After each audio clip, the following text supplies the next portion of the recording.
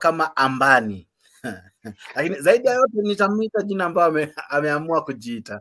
Vipi kaka, habari ya masiku? Nashukuru sana kukuona. Furaha ilioje kwangu kukuona kaka. Habari ya leo? Asante, mzuri ndugu yangu. Umepotea sana. Siku nyingi kaka, lakini nashukuru Mola na kuona. Uko vipi?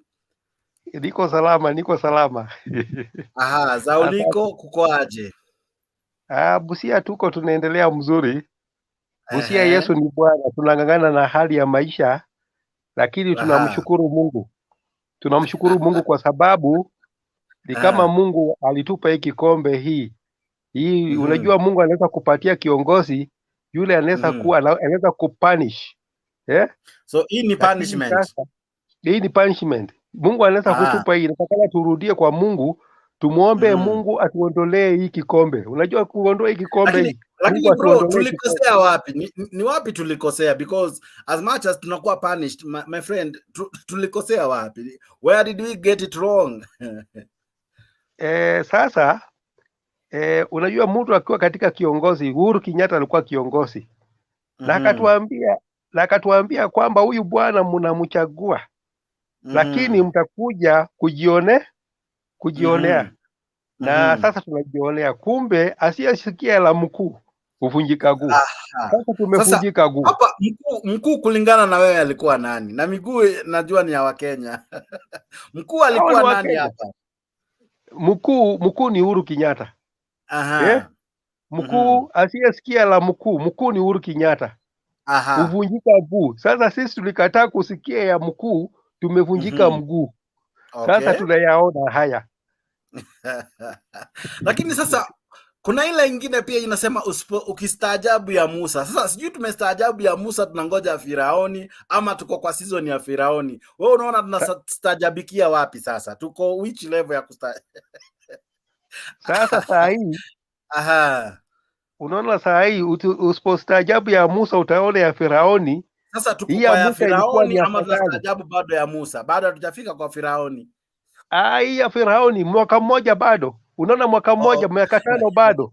Sasa tunayaona ya Firaoni ile shida wale Israeli walikuwa nayo Misri.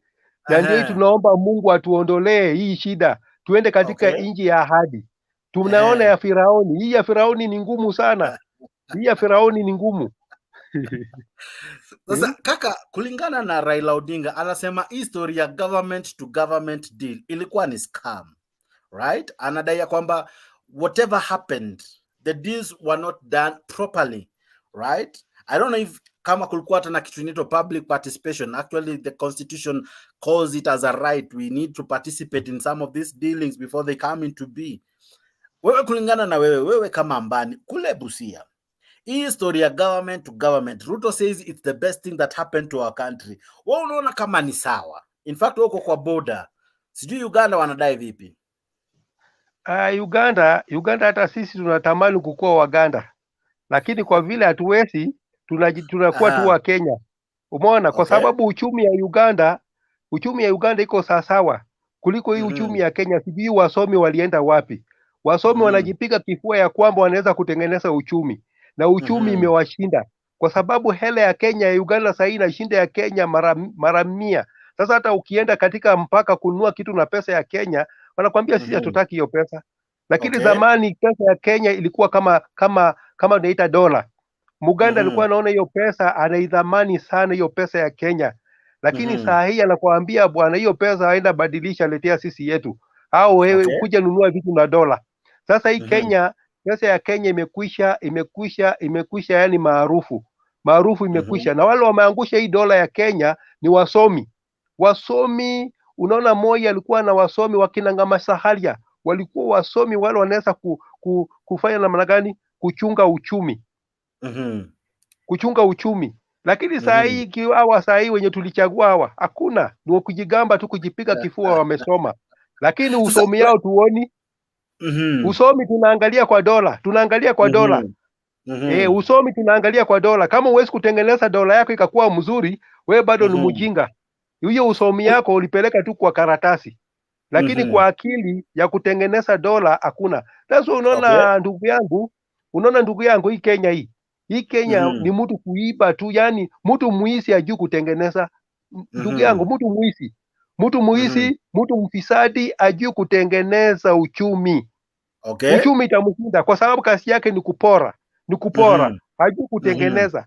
Okay. Kwa sababu inji ni kama biashara, unafanya biashara, inji ni kama unafanya biashara, hii inafanya namna gani, inaitwa namna hii, tunaimarisha dola yetu. Lakini hao wasomi wenye wameingia kwa bunge, mimi nasema ni wajinga, kwa sababu dola inaanguka wakiwa wajinga. Dola inaanguka wanaona. Hapo mwanzo alisema hatufai kukimbishana na dola. In fact, tunafaa tujivunie kutumia shilingi yetu ya Kenya. Hapo mwanzo alianza kusema watu waanze kujifamiliarize na kutotumia dola. Na in fact kama alisema ni kama anaegemea mrengo wa inaitwa BRICS ama inaitwaje. Lakini sasa leo alisema kwamba pesa za Kenya zilikuwa zinatumika ili kufanya dola iwe na nguvu. Reserves zetu zilikuwa zinatumika visivyo ili kufanya dola iwe na nguvu. Right? Matamshi ya rais nitakuwa nayacheza just now. Lakini kulingana na wewe, shida iko wapi? Unasema vizuri ya kwamba hatuna timu nzuri ambao wako pamoja naye, ambao wanasaidiana naye kufanya kazi nzuri ya kuongoza nchi. So tutafanya vipi ili dola iweze kuimprove, au rather the shilling ipate strength, economy ianze kusonga mbele, mafuta yashuke bei, the cost of living irudi chini? Tutafanya nini? Where are we not getting it right? As you have said, it may be a punishment. So how do we come out of this punishment, my friend? Sasa unaona, yeye ni daktari, yeye rais ni daktari lakini anatakana akuwe na mtu wa uchumi. Ana mtu wa uchumi, yeye ni daktari. Daktari hakuna siku amesomea uchumi. Yeye ni rais, daktari rais, lakini yeye ana watu wale wamesomea uchumi. Na kama wako na wale wamesomea uchumi wamezembea kwa kazi yao, inatakana wafutwe, waandike watu wengine wanaweza kufufua uchumi ya Kenya. Okay.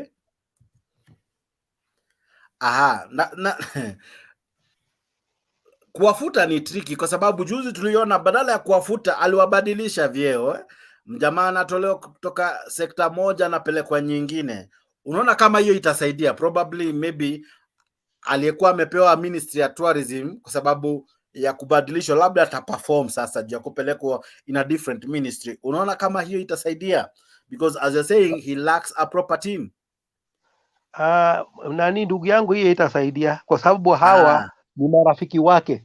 Akitaka kutengeneza uchumi awachane na wale marafiki wale wawezi kumjenga, awafute watoke, apatie wengine wale wanaweza kutengeneza uchumi. Kenya iko watu wamesoma wanaweza kutengeneza uchumi, si hawa peke yao. Awafute kwa sababu hawa walimsaidia kutafuta kura, ni marafiki yao. Sasa hao marafiki hata bodaboda wanaweza kutengeneza uchumi mzuri. Hao wenye aliweka kwa kiti si bodaboda, si mama mboga. Mama mboga unaona wakati anatengeneza uchumi ya mboga yake anajui mboga nikiuza nitaenda kununua mboga nyingine nimepata faida ya pesa fulani. Lakini hii grupu yake ni katika serikali ndio wamesoma uchumi lakini ni wezi. Hakuna siku muisi atatengeneza uchumi. Sasa kulingana na wewe Ambani, kabla sijakuja kwake Nyagaka, kulingana na wewe maoni yako ni kwamba kama tungekuwa tumeweka waziri wa fedha akiwa mama mboga, jinsi anavyo manage biashara yake ya nyanya, mboga na kadhalika, angeweza kumanage mabilioni ya pesa kulingana na maoni yako?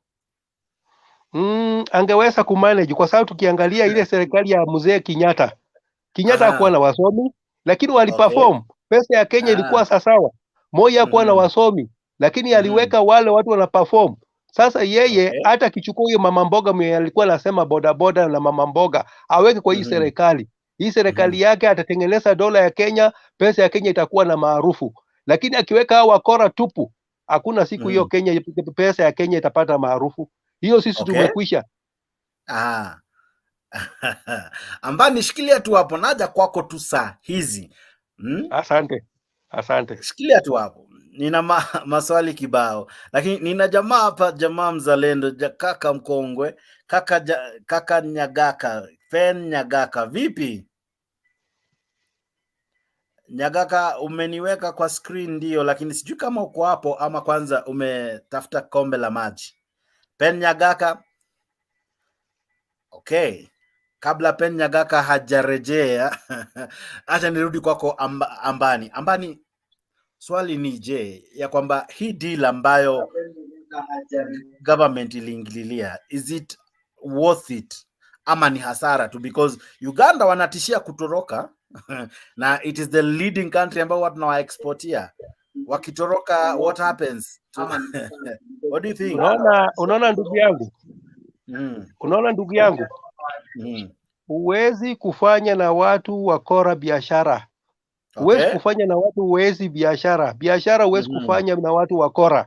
Sasa Uganda waliona ya kwamba Kenya wako na ukora mingi. Wameamua kwenda Tanzania kufanya na watu wenye si wakora.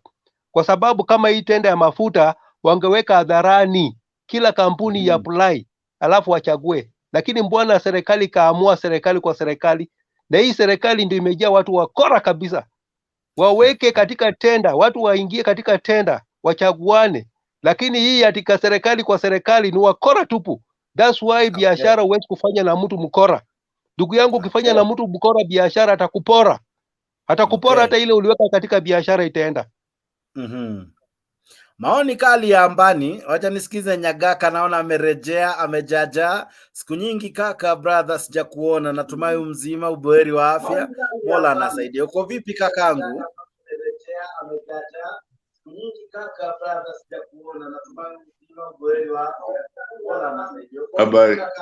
Habari yako Jex? Sasa kidogo tu nikusaidie kaka, mute TV ili unisikize direct. Habari niko salama. Mute TV. Sasa kidogo tu nikusaidie kaka, mute TV. Habari. Okay. Sasa mnisikia? Na kusikia vizuri. Za masiku kaka, uko vipi? Uhali gani?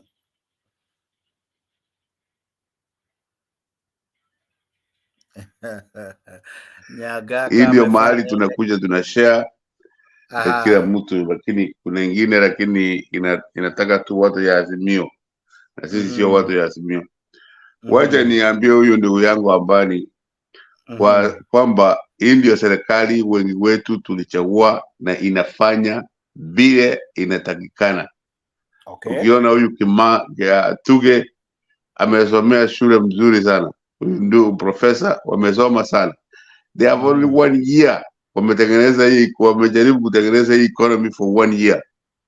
For the last 60 years we have had economy of up down.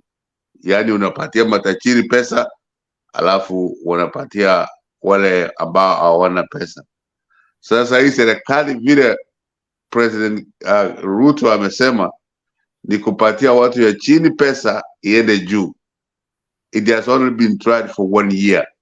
Ile ingine tumefanya for 60 years. One wonders what kind of economics do we have? Economies we have in Kenya. Because there are only 2 economic theories that are practiced in the Western world: bottom up and top down. Top down bottom up ni ile ambao ilisaidia Europe after Second World War, imesaidia South Korea, Malaysia, Singapore. They are tested. Na manyumba ile Ruto amejaribu kutengeneza. That is how the economies of the Western, Asian tigers rose up. So what do you really expect? Sasa wanasema ati watu wameiba mafuta ya huyu mama. Huyu mama hana hata address, hana anything.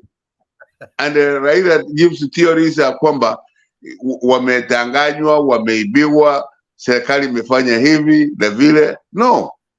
We saw what Raila ran the country for from 2018 to 2022. They ran the economy dry and bankrupted everything. But sasa, this is the same guy who is trying to tell us what we need to do. My friend, Jex, let us go 4 years. Because the constitution ya Kenya 2010 imeandikwa kwamba wale ambao watashinda kura watakaa huko for 5 years. Alafu, even in 4 years, hatuja change anything in our economy inaendelea kuwa mbaya, then you can kick them out. You can vote them out na vote the new government in. Lakini government ya kusema mumeibiwa, you are a bunch of losers. Kwa sababu all these people who are criticizing this government today are the same people who supported ODM last year. Okay. But lakini they have never done anything. They are running behind this government to criticize it. Watafanya nini? What have the ODM and Asmios and everybody, have they initiated what they will do different? No. They're only running behind this government to say wameiba. No proof. Huyu mama, the last one, 17 billion. Nyagaka mgala muwe lakini haki yake mpe. Wakati this tender was being signed, these were the words used then, that we will stop using the dollar to purchase the fuel, number one. Number two, the government-to-government procurement strategy would help lower that. Those were the words. Help lower the fuel prices, eventually help lower the cost of living. That was the narrative then. Beautiful, well crafted. But fast forward, the reverse is what is happening. The fuels are going up. Let me ask you, I don't know, is the price coming down where you are? I'm not sure. Maybe I need to ask so that we really compare notes. Jakes, vis-a-vis the government of Kenya, vis-a-vis who they were addressing, it will have to come down eventually. Mtoto asaliwe that day anamea meno anatembea anakimbia. No, it will come down eventually. Government to government takes time. That's why the prices are higher, even if the oil has gone down, because they signed the deals when the oil was up. And now Nasikia, they are trying to introduce a mini budget about to lower the prices. Let us give them that time. Because you cannot have a baby today and you are crying that it is not running, it is not doing this, it is not doing that. Government to government, all these other theories takes time. They just don't happen immediately. If Ramashamba Ruto said that it will come out immediately, then that's a mistake, a very big mistake. But it will take time. Mashamba. Huyu ni wangu, namuita yule bila taka. Go on. So if they said that they will come down immediately, hiyo ndio makosa. Lakini mimi najua vile niliwaambia, the economies ambayo ni ya kutoka chini kwenda juu, it will take time. And what this government has done wonderful is firing everybody with any smell of corruption. And that's the only way we can assure we can assure that this government will succeed and all the prices will come down. Because you know, like yesterday, all these people that were fired, we didn't even know them, but they were let go because of corruption. And now let me ask you, Nyagaka, how is this fair, or where is justice once you have fired someone, yet you haven't made effort to retrieve what you have alleged they have stolen, number one. Number two, to make sure that it doesn't happen again, because if the worst that can happen to anyone is just being fired, many will continue stealing. So how is firing someone a measure in curbing corruption?